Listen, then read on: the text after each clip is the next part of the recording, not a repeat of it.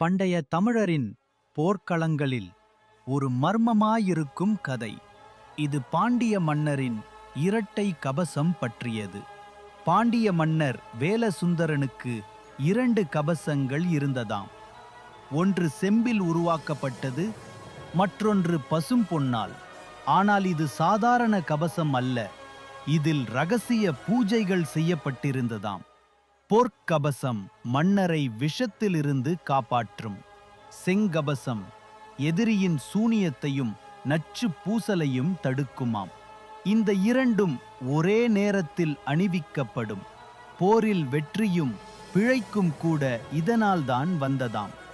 ஆனால் ஒரு நாள் அந்த கபசங்களை பாதுகாத்த அரண்மனை ஆசாரியர் திடீரென மாயமானார். அந்த நாள் முதல் இரட்டை கபசமும் காணவில்லை.